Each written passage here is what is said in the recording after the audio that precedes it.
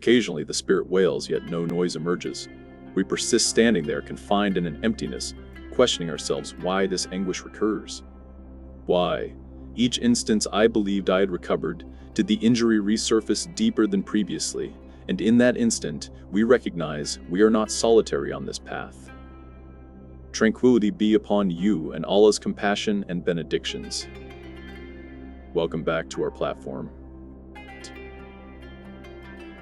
9 centuries passed. Abu Hamid al-Ghazali sat in a shadowy nook of his dwelling, gazing at a bare partition and questioning himself the identical inquiry that torments you tonight. Why does existence appear like an infinite sequence of suffering? Al-Ghazali uncovered an astounding thing, something he dared not inscribe in his official volumes, but he murmured it to his nearest pupils. He uncovered that every letdown we endure is not a penalty, but an encrypted communication from the depths of the spirit. Letdown, according to al-Ghazali, is not a conclusion, but the commencement of a profound internal purification process. Each instance we sense disappointed, the spirit begins to eliminate a stratum of delusion that has gathered over the years. Each anguish is a concealed summons that declares, "Awaken, there is something more profound." But why does the anguish recur? Why do we find ourselves circling in the identical vicious loop despite all our attempts to escape from it? The response lies in a profound psychological principle that al-Ghazali uncovered and termed the principle of psychological recurrence. This principle explains to you why you persist attracting the identical type of individuals, why you find yourself committing the identical errors, and why you occasionally sense as if destiny is playing a merciless game with you. Al-Ghazali states in one of his private correspondences that the spirit does not absorb from a single encounter, but requires recurrence to comprehend the concealed lesson behind the anguish. Envision your spirit as an ancient mirror covered with strata of dust and corrosion over many years. Each letdown you endure is like a fabric attempting to eliminate one of these strata of dust. But the strata are profound, accumulated, and demand patience and persistence. The difficulty is that we assume that one letdown should be sufficient to instruct us the lesson. We tell ourselves, "I have endured enough, why is this occurring again?" But al-Ghazali clarifies to us that this recurrence is not in vain, but a profound psychological necessity. The principle of psychological recurrence operates in a straightforward and intricate manner simultaneously. When there are ancient wounds, fears, or negative thought configurations buried deep in your spirit, these wounds begin to attract circumstances and individuals who resemble what injured you in the past. This is not because the cosmos wants to torture you, but because your spirit is attempting to heal itself. It is telling you, "Look, this is the configuration that injures you. This is the manner you interact with existence that causes you anguish. Discover it, comprehend it, and shatter it." This is why a female who matured with an emotionally absent father finds herself attracted to emotionally unavailable males. And this is why an individual who suffered from neglect in childhood always finds themselves in relationships where they sense unappreciated or invisible. Al-Ghazali writes, "Anguish is not a penalty, but a summons to awaken, and recurrence is not a curse, but an opportunity for liberation." Consider it this manner. If you have a wound on your foot and you walk on it daily, you will sense anguish with each step. The anguish will not cease until you stop placing pressure on the wound and treat it. Your spirit operates the identical manner. There are ancient psychological wounds deep within you, perhaps from childhood, perhaps from past relationships, perhaps from traumatic encounters. These wounds affect the manner you interact with the world, your selections, your expectations, and the significance you assign to events. And when you continue to exist in the identical manner, you continue to place pressure on these psychological wounds without realizing it. In each instance you press on them, it transmits you a signal of anguish in the form of letdown, failure, a broken relationship, or a sensation of emptiness.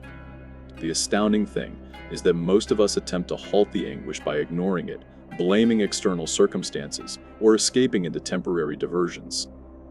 But this is like placing a bandage on a wound without cleansing it first. The bandage may temporarily relieve the anguish, but the wound will continue to fester underneath. The principle of psychological recurrence is a concealed mercy. It ensures that wounds will not remain buried forever. It pushes them to the surface repeatedly until we stop ignoring them and begin paying attention to them. Al-Ghazali tells us about a personal encounter he underwent in his middle age. He states, "I sensed a profound emptiness despite all my achievements and fame, and each instance I attempted to fill this void with more knowledge or accomplishments. It widened until I realized that the void was not a difficulty that required a solution, but a communication that required understanding." This is the pivotal instant in the journey, when we stop fighting the anguish and begin listening to it. When we stop considering recurrence a curse and begin understanding it as a summons to awaken. A contemplative exercise. Close your eyes now and consider the last circumstance that injured or disappointed you. Instead of analyzing the circumstance or blaming the individuals involved, question yourself this inquiry. What sensation did this circumstance stir in me, and when have I sensed this identical sensation before? Let your memory transport you back, and you will be surprised by the connections you will uncover. The circle of awareness begins with acknowledging the existence of a configuration. You cannot shatter a configuration you are not aware of. We react to events based on our immediate sensations without paying attention to the deeper configurations that drive these sensations. The second step is to comprehend the origin of the configuration. Each negative configuration in our lives has a birth narrative. Perhaps it was a protection mechanism at some point that your spirit developed to deal with a difficult or painful circumstance. But what was useful in the past may be harmful in the present. The third step is to make a conscious decision to shatter the configuration. This does not occur by willpower alone, but by the repeated practical application of new selections that shatter the usual sequence and create new paths in the brain and spirit. Tonight, as you listen to these words, perhaps you sense something moving deep inside you. Perhaps you realize that all this anguish you have existed was not in vain. All those letdowns, all those lengthy nights of questioning, all those tears you shed were your spirit attempting to get a communication to you. The communication is straightforward and profound simultaneously. You are larger than your anguish. You are deeper than your fear. You are stronger than all the configurations that bind you. Al-Ghazali states, "If an individual wants to be freed from their chains, they must first realize that most of their chains are of their own making." We imprison ourselves in psychological prisons of our fears, our expectations, and our limited beliefs about ourselves. But the miracle is that we hold the key to the prison. The key is awareness. Awareness of our configurations, awareness of our wounds, awareness of our ability to select differently. If these words have reached your heart, if you have sensed something moving inside you, do not let this instant pass by fleetingly. This is an instant of awakening, an instant of possibility, an instant of new birth. Write in the comments the following sentence: "I select to shatter the circle." These are not just words. They are a declaration of intent, a declaration of war against everything that binds you and prevents you from being the authentic version of yourself. And if you want to delve deeper into this journey, like this clip and subscribe to the platform, because in the upcoming clips, we will continue to uncover the secrets of profound healing and methods to shatter negative psychological configurations. The journey has not concluded yet. It has just commenced. After al-Ghazali realized the principle of psychological recurrence, he began to develop what he termed the science of shattering circles. This science was not just a philosophical theory, but a practical methodology based on a profound understanding of the nature of the human spirit. Al-Ghazali states, "The spirit is like a wild horse. If you do not tame it with wisdom and patience, it will continue to carry you to the identical painful places repeatedly." The first secret to shattering the circle is what al-Ghazali terms the instant of selection. In each circumstance, there is a small instant, sometimes not more than a second, where you stand at a crossroads. In this instant, you can either follow the usual configuration or select something different. The difficulty is that most of us do not notice this instant. We move automatically as if we are driving a car on a familiar road while our minds are busy with other things. We reach our destination without remembering the details of the journey. Awareness training begins with learning how to notice these instants. When you sense anger rising in your chest, halt for a second. When you want to respond in a defensive manner, halt for a second. When you sense fear paralyzing you, halt for a second. In this sacred second, question yourself. What do I usually do in this circumstance? And what do I want to do instead? The second secret is the principle of small steps. Do not attempt to alter everything at once. This is a sure path to failure. Instead, select one small alteration at a time.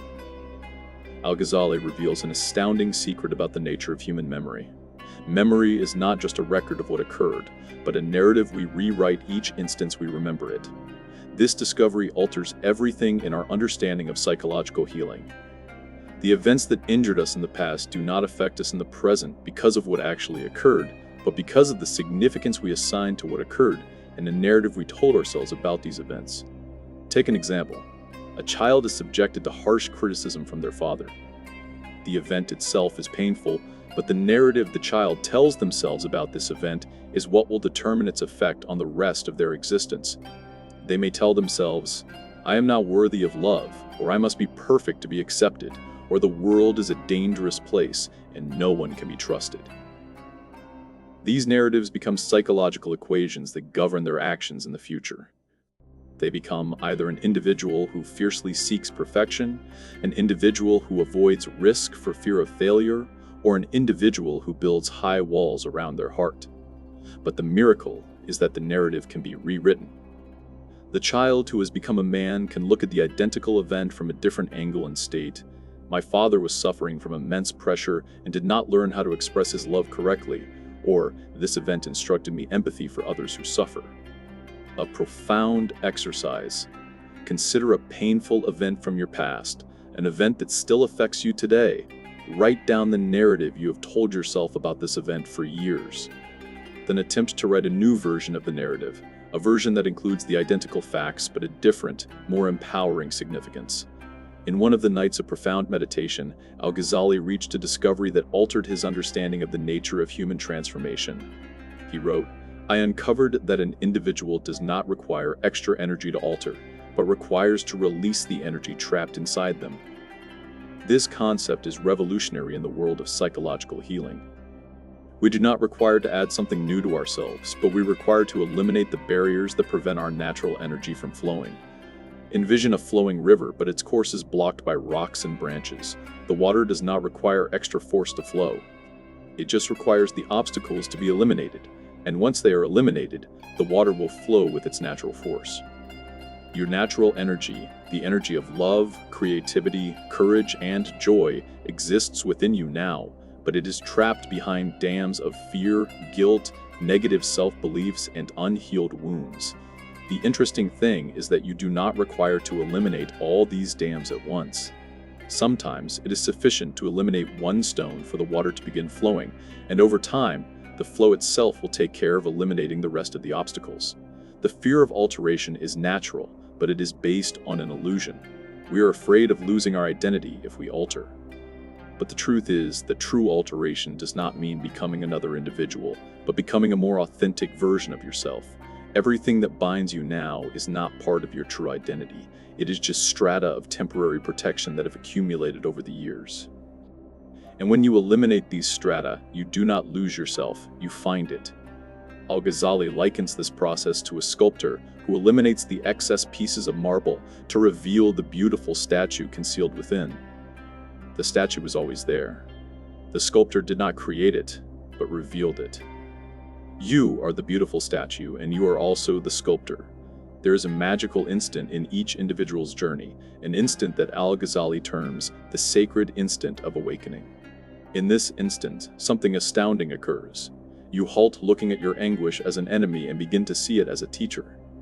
Al-Ghazali describes this instant in his existence with moving words. "I was sitting in my mosque, surrounded by students who commented on each word I stated, but I sensed a huge emptiness inside me. In that instant, I realized that all my knowledge was in my head, but my heart was dry. And instead of blaming myself or running away from this sensation, I stated to it, 'Welcome, O emptiness. What have you come to instruct me?' This shift in perspective alters everything. When you halt fighting your difficult emotions and begin to listen to them, you uncover that each emotion has a communication, and each anguish has a concealed wisdom. Fear tells you to pay attention. There is something that requires protection or care. Anger tells you, that your boundaries have been crossed. Stand up for yourself. Sadness tells you there is something precious you require to mourn to let it go. Loneliness tells you that you require a deeper connection, either with others or with yourself. An inner dialogue exercise. The next instance you sense a difficult emotion, do not attempt to suppress or ignore it. Instead, address it as an ancient friend and state, "I see you, my friend. I know you are there for a reason. What do you want to tell me?" Then listen with patience and compassion. This inner dialogue is not imagination or acting. It is a profound manner of communicating with the wisdom of your body and spirit. Your body stores the memory of each encounter you have existed, and your emotions are the language of that memory. When you learn to decipher this language, you uncover a treasure trove of personal wisdom that was concealed from you. You begin to comprehend yourself in a deeper manner and become able to make more wise and authentic decisions. And here we reach the conclusion, which is, in fact, a new commencement. After this lengthy journey through the depths of the human spirit, the most important inquiry comes: what occurs after you shatter the ancient circles?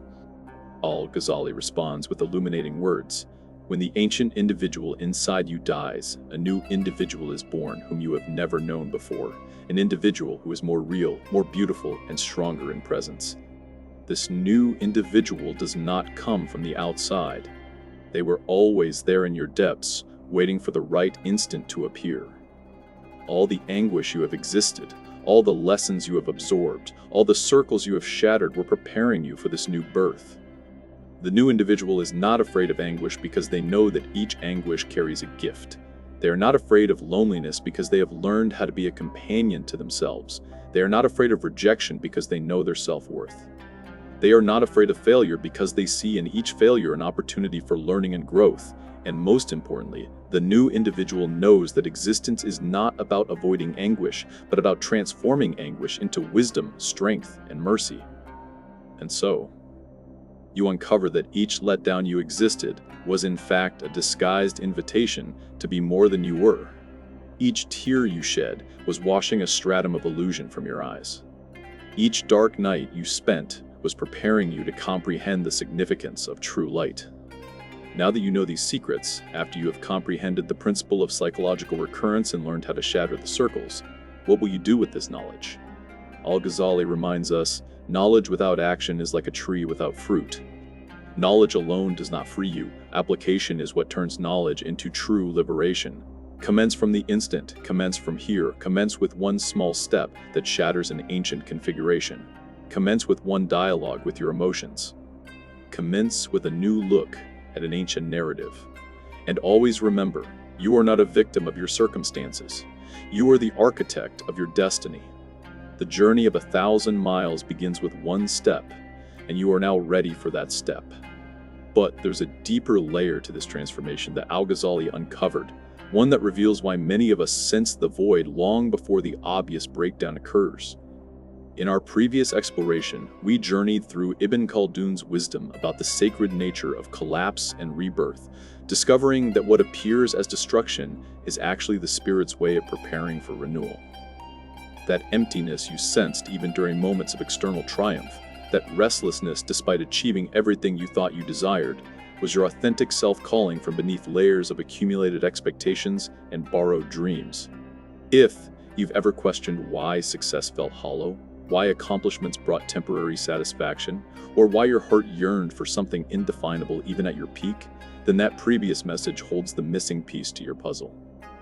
Understanding both the collapse and the emptiness that preceded it completes the map of your spiritual revolution, showing you not just how to rise from the ashes, but why the fire was necessary from the very beginning.